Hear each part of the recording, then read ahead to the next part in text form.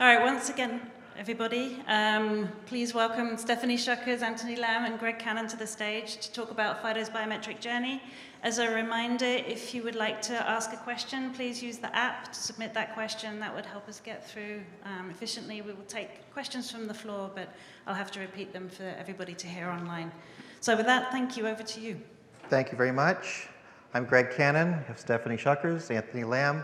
We're going to talk to you about the biometrics journey and our current status, where we are with our biometrics requirements document and certification program, and kind of what we're working on. And as Christina said, please make sure that you're logged into our special session. That way you can directly ask the question for our later questions and answers. So we have basically 3 takeaways from this session. The first one is that we have a really good set of certification program already up and running, and it tests biometric performance as well as presentation attack detection. And there are several options that you can take to decide, a sense of how strong you want the certification to be versus the cost. We are currently also have already integrated remote identity proofing into the same biometrics certification framework, and you're going to hear more about that. And finally, we are working very hard to determine how to best test bias and potential bias in biometric authenticators. You may have seen this kind of a part of the presentation from before, but there's a lot of value associated with the biometric requirements from FIDO. A lot of value, not just to FIDO, of course. It is a strong value to FIDO because it allows that trust, a strong sense of trust that relying parties can have for the biometric authenticators they want to use to allow authentication to their service. But it's an accredited third-party laboratory testing, which is a significant milestone, really, in order to actually have accreditation of a laboratory that's going to actually do the steps that are established in our requirements documents. And that certification provides value for relying parties.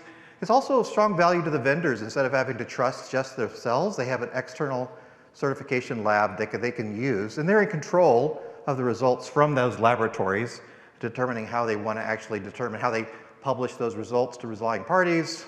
They're in control of what comes out of those labs. And I think the other thing is that we've taken a lot of effort over the years to align with ISO standards, not just for performance testing, not just for vocabulary, but also for presentation attack detection and for bias as well. And with that, I think I will hand it over to Stephanie.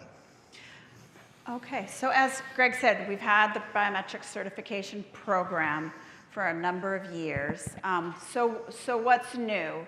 So what's new is this second piece. Is the face verification for remote identity verification. And so first, you probably want to know what it is we have, and then we can understand what it is that's new. So what we have now, as Greg described, is our accredited laboratories that do testing with real live subjects, as well as make spoofs in terms of testing against these systems. The vendor submits those systems to the test laboratory for testing with real individuals. And then we measure the biometric performance metrics, which we're not going to get into detail with today, but we can come back to in the question and answer.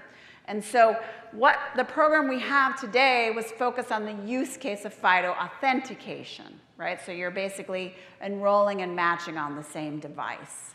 What we have now, what is new and what is to be published actually in November, is the face verification for remote identity verification. And what that is about is comparing your selfie to the face image that's on a document. That's the key difference. Everything else related to how you test biometrics stays the same, but the key difference is now your reference is from the document itself. And so we're going to get into some good detail on what we mean by remote identity verification and what this program is all about. There's a second thing that's new for this 4.0 that's going to be announced in November, and that's a little more clarity around how we can test solutions that are different from FIDO authentication, where you're enrolling and matching on the same device. And in order to think about that, we had to kind of go back to kind of some definitions, and one of those definitions is how biometrics can work. And FIDO authenticators work in local mode, and that's what our testing was designed around and our thinking. But now that we're opening it up to testing face verification solutions for onboarding, most of those systems work in what we would call remote mode, where there's a component of which the biometric processing involves a server side. And so that can happen in a lot of different and unique set of ways, but they're basically the two flavors, and it's pretty straightforward to divide by those two flavors.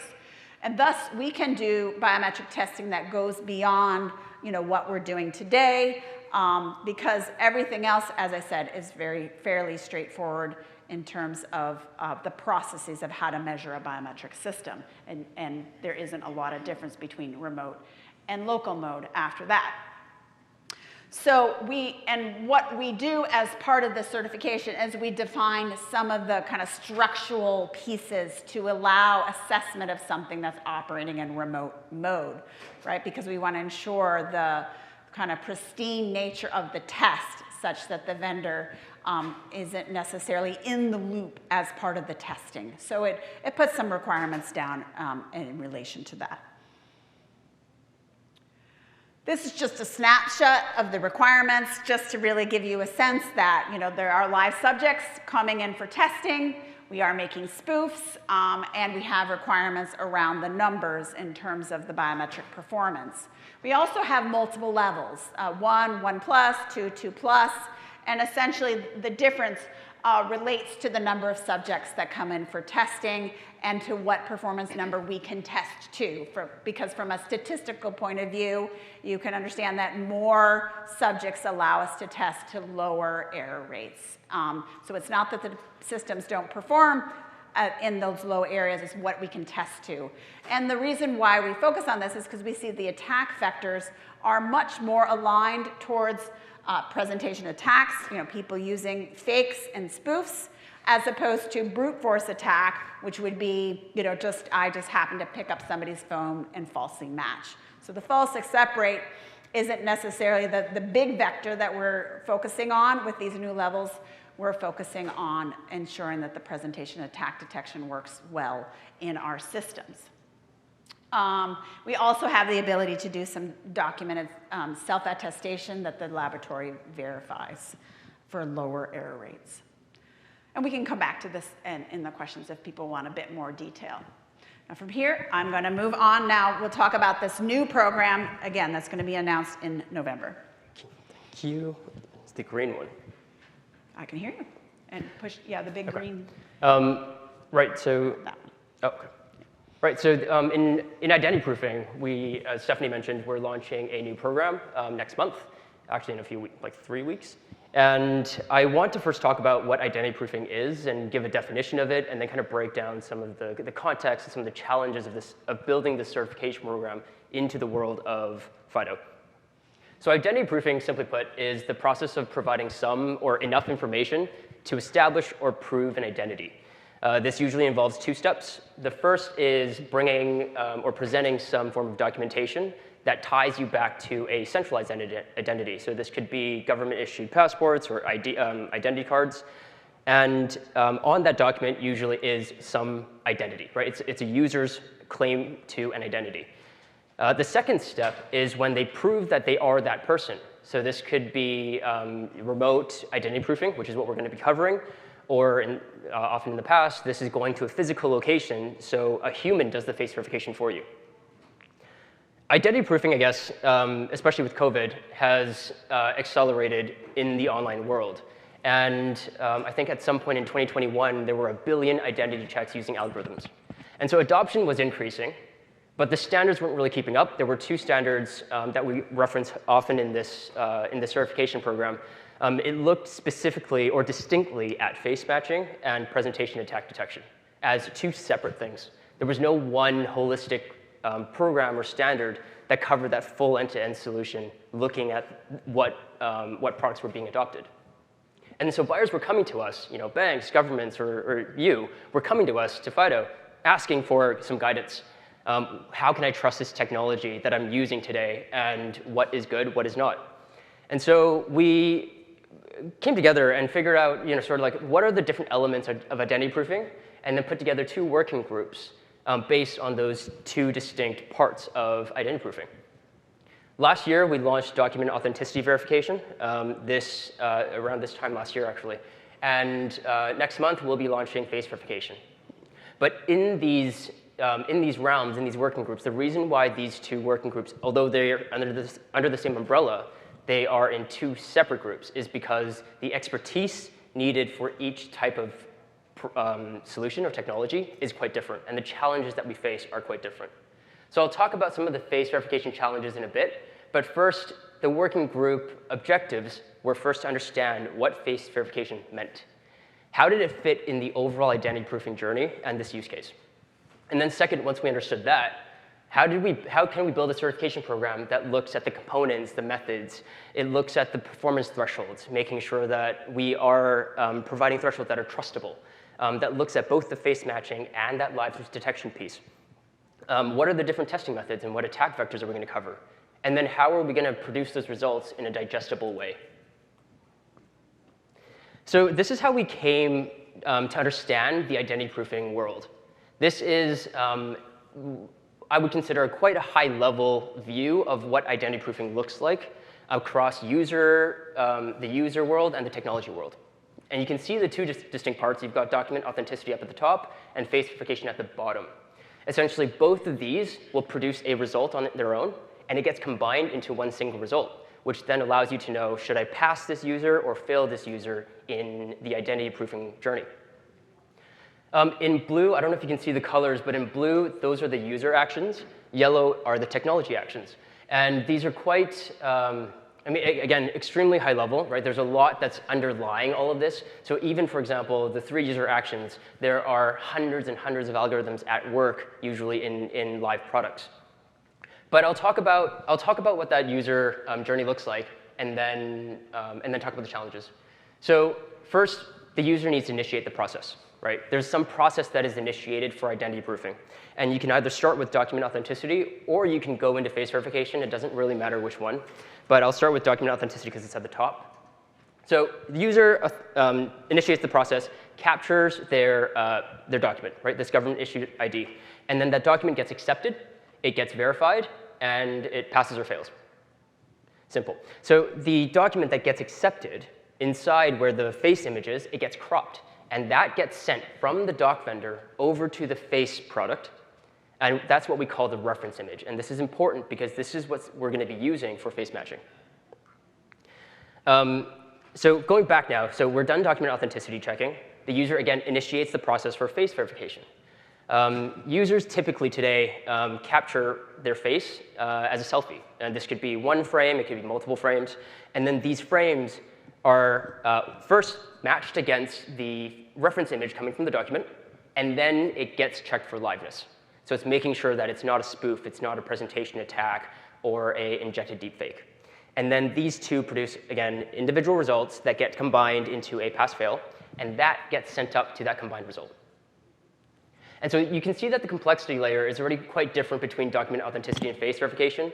Although both of them produce pass-fail results, there are underlying pieces, and the algorithms are specific to those products that make it challenging in different ways. One of the biggest challenges, of course, is the reference image. Different quality documents or different documents would yield different quality metrics. So you would have, for example, driver's licenses. Sometimes they have holograms. This is a UK driver's license. And when a user is capturing it, depending on the lighting, you would cover half that face. Whereas if you captured with a biometric passport, you can pull it straight from NFC from your phone and get a perfect image. Both of these, when we're using for face matching, they're going to yield different results. And so we had to account for that when we were building the certification program. The quality of the capture is a really big one. More advanced tech-savvy users might be better at capturing images than non-tech-savvy users. Younger users might have stiller hands or motion, and so the capture might be clearer. And then finally, on partnerships, this one was really interesting that we never had to face before. Because the reference image is that binding agent between document authenticity and face verification, we actually, a lot of the face vendors didn't have didn't have products that did document capture, or maybe didn't have the expertise for document capture. And so they have to work with document vendors. This was really interesting because we're enabling partnerships through the FIDO ecosystem by building the certification program. So those are challenges of reference images. The next challenge we faced was defining the attack landscape. So modern biometric attacks cover two big branches of attacks. You've got presentation attacks, and you've got injection attacks. Presentation attacks are the ones where you're presenting maybe a photo or a mask, sometimes even a deep fake on a phone. These are usually presented in front of the camera. Injection attacks are ones that bypass the camera. So this is I don't know, imagery injected straight into the payload. And this is quite different because traditionally these were seen as InfoSec attacks, or these were seen as InfoSec problems. These were not biometric problems. And so when we were working on this certification program, what we found were there are no real standards out there that covered injection attacks, for one thing. Right? At the moment, there's a draft in Europe that's beginning to define something like this, but there still is no standardized way of testing. There's no standard way of defining it. The second was working with the testing labs. We were working with testing labs around the world, and they told us that they just don't have the skill set in-house today because the skill set to create a presentation attack is so different than injection attacks. Presentation attacks require meticulous detail in crafting using physical materials. You're crafting a mask. Injection attacks is code. It's entirely code, right? So we're working with them actively to see how we can standardize testing, but also bring the skills in-house for the future. But at the moment, we've had to leave this out of scope simply because we can't reference anything for standards. And then finally, building on the biometric certification program, we were trying to standardize it also with DocAuth that was launched last year. So you're going to see this here, where most of the structure is quite similar to biometrics component certification. Again, you have two types, and then each level is split into the different reference types. So the electronic reference capture or the optical reference capture. And then where it aligns with document authenticity is actually on the number of subjects. You've got 100. Where it does differ, though, with BCC, biometrics components certification, is on the FAR, on some of the FR, and especially the IAPR, which is the imposter attack presentation accept rate. Here we're saying that you can fail on any one single species or any one single type within the species, and then to make that even more usable in the world today, we're also bringing that level down a notch when you're looking at all the species across all the subjects. We wanted something that was trustable, right? We wanted something that banks today that are looking at fraud, that are using these technologies for fraud prevention, and to hopefully bring down the premiums, for example, to really rely on FIDO. And you can see how it's actually reflected in this program. It ties really nicely to DocAuth, so when you look at it holistically, there's a nice, hopefully you're buying products that can achieve all of these certifications. And so that's what we've accomplished. That's what we've done. And Stephanie's going to walk you through what we're actually working in progress right now. Yeah, thank you. So the details will be announced, but I don't know if Paul is here. If you know Paul, Paul's our certification manager. I can introduce you. Any of these guys or the FIDO team can introduce you. If you're interested in the new part of the certification program for face verification, you can already begin your discussions with the FIDO Alliance as well as the certification laboratories. All right, so what are we working on? And so, we always have a list of things, or TBD, dreams, right, of things we want to work on. And so I'm sure you're well aware when biometric technology is talked about, particularly in the news, they talk about bias, and what they're talking about is ensuring that the technology works well for everyone, regardless of their demographic groups. And because this, again, is very much not a modality thing, fingerprint versus face, but an actual implementation, this is really well suited for certification. And so what we're working on now is an optional, sort of add-on certification where we will look across the performance of the biometric system across demographic groups.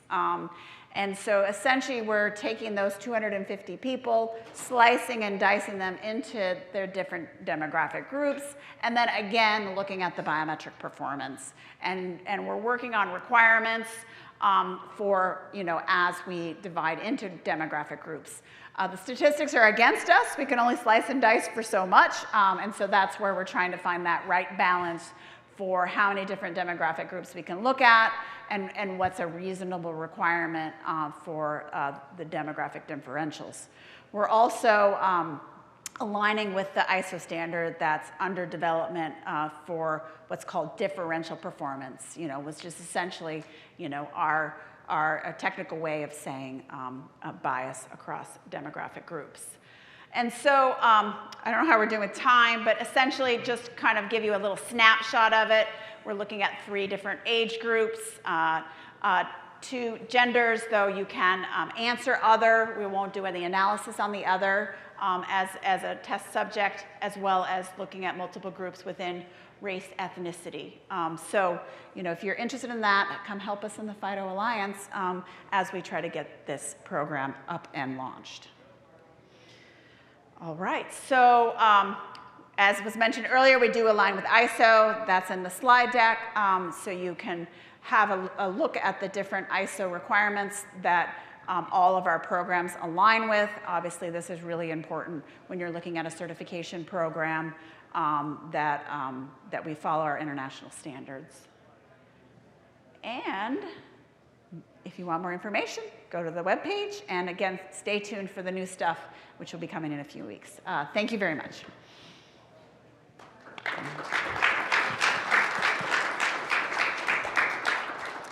Thank you. I'm going to stand here because the speaker's kind of in my ear.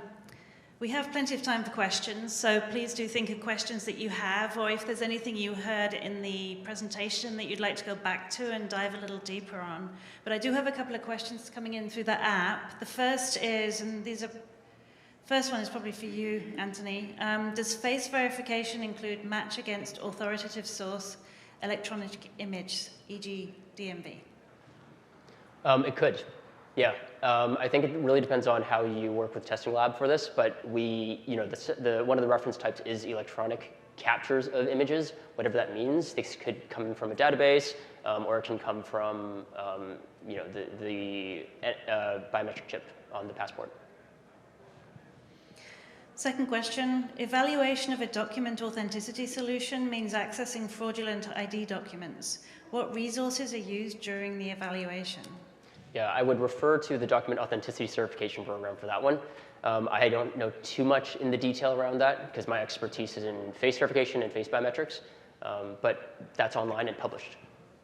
And I can help a little with that. So the laboratories create the fraudulent documents, and there's, as I said, it's online now. You can read about basically the different categories of fraudulent documents that the laboratories must create as part of the testing realm. It's very much like how we make our spoofs, right? In terms of attack vectors, and the laboratory must cover a number of different attack vectors as part of their test. And then they create a database of these attacks and attest both the legitimate user's document as well as the fraudulent documents against the vendor's submission. Yeah. Maybe one add, the laboratories are also accredited in the ways that they actually must produce those fraudulent documents. So they try to achieve interoperability between the accredited laboratories as they try to test for fraudulent document detection. Yes, yes. Okay, great, thank you. Will FIDO and Google's BCR certification for smartphone converge into one certification program? And if not, why? So, Great. I didn't hear it. Okay, I didn't quite hear it. So the answer is that we are working with Google to try to align our programs. We have a certification program, and they have their own certification program for their platform, and there is a value proposition for both platforms. But both FIDO and Google see the need especially for some of their relying parties and their biometric vendors to align. And so we've been working on alignment for at least a year. We don't have anything to announce, but it's an ongoing process, and it's kind of trying to figure out a roadmap by which we would inform the ecosystems of both systems to have that make sense. But that is an ongoing goal for both organizations. As well as other organizations that are doing biometric testing, right? I think that some of these things are very, kind of fundamental, and it's more in your choice, in decisions here and there. But the performance metrics are fundamental. They're defined by ISO, and it's a matter of making decisions on what species to create, how many to create, how many attempts, things like this. It's more the detailed parts of the test. And in our work so far, we've identified things that FIDO does better and things that Google does better, and there's a lot to learn from and a lot of value from both sides, and I think also not just Google. So it is an exciting, a great question, and I look forward to alignment in the future. It can only benefit to improve both sides, right? Yeah. Right? Absolutely. How is FIDO differentiating itself from existing services like NIST, FRVT, Kantara, etc.? Okay, I could try this. So NIST FRVT is a large-scale testing program, right? So they have the ability to draw upon massive databases to really get down and drill down into false accept rates of 10 to the negative 6th or 10 to the negative 7th, even with high accuracy and confidence. Really well suited to determining how good your one-to-N, one-to-many matching performance is, and it's and of course we're very strong advocates of continued NIST testing. On the other hand, authenticators, they're a slightly different point in the operating curve. They're certainly very focused on convenience and a good sense of security, and they also have to work with real people's fingerprints, and we also are working with kind of maybe a faster cycle associated with presentation attacks and their tiers. So there's a balance, right? So also we have a threshold that we set, right? So we actually establish a criteria by which you can pass or fail.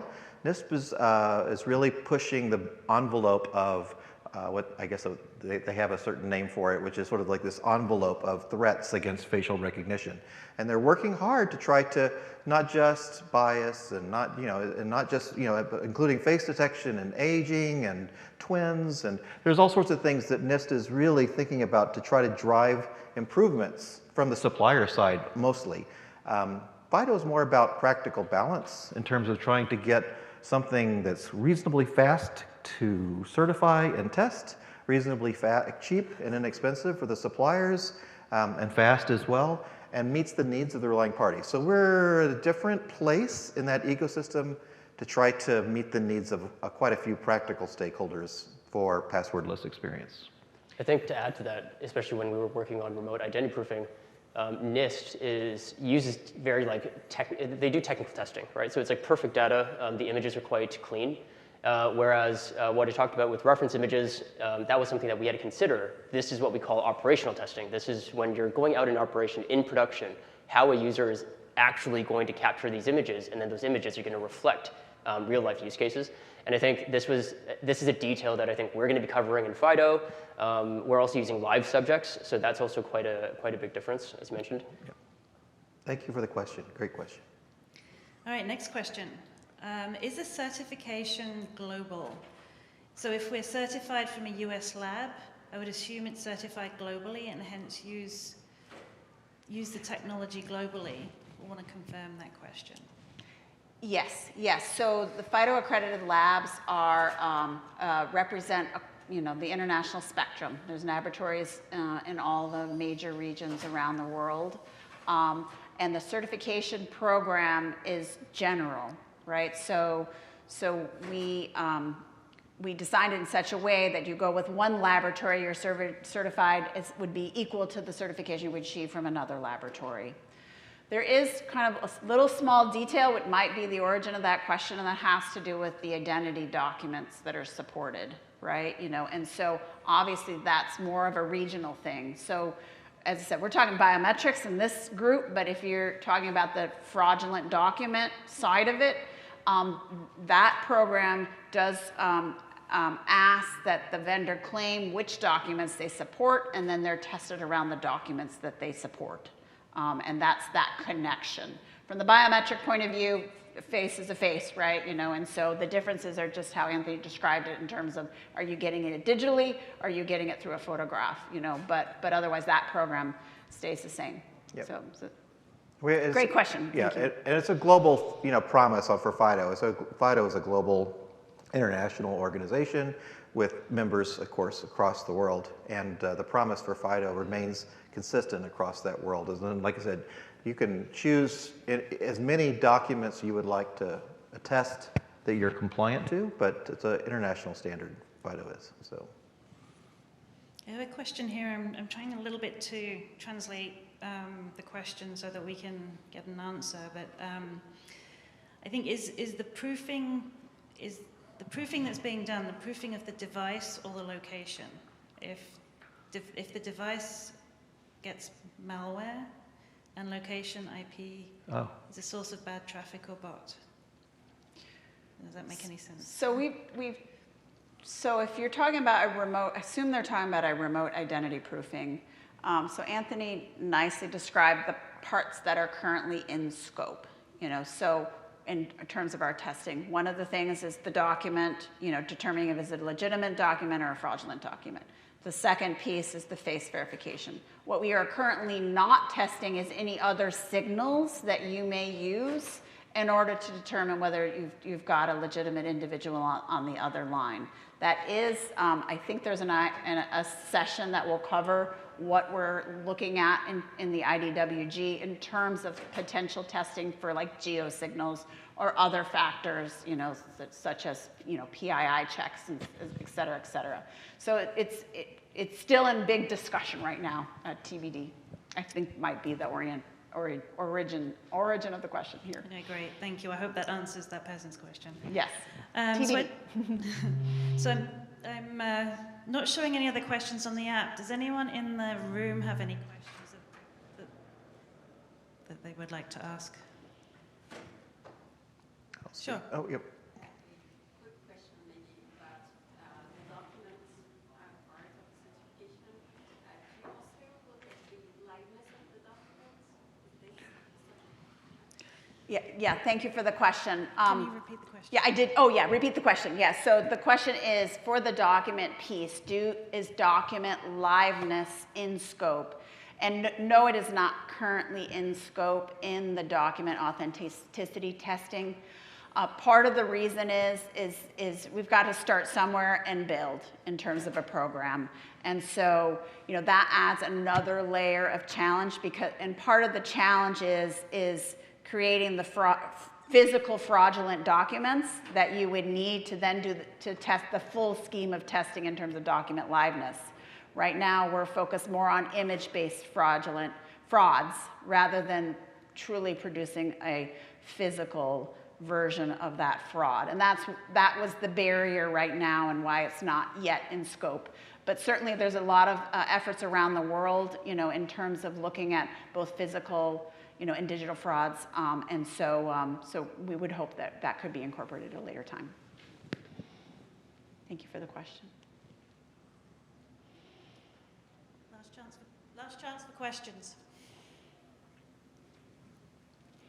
I do want to do a shout out. There's a session tomorrow that NIST I think they're on a panel in that session with their digital identity document 863. They're doing a revision, so I don't know if those folks are in the room. I can't see, but yeah, do check that out. I think you'll find it's very complementary to the work that we're doing here.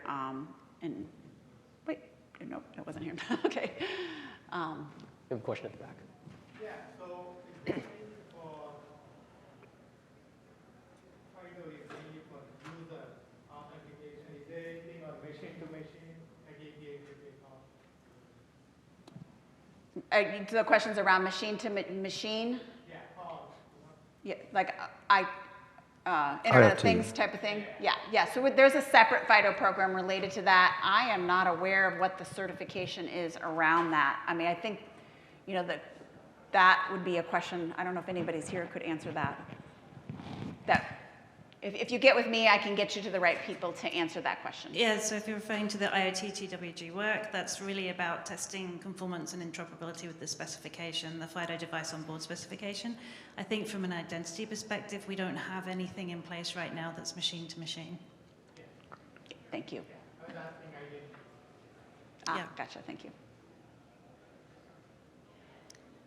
All right, checking one last time. Don't see any more questions. Thank you very much, Greg, you. Stephanie, Thank you. and Anthony. And Thank you. go Thank ahead. you very much. Thank you. Thank you.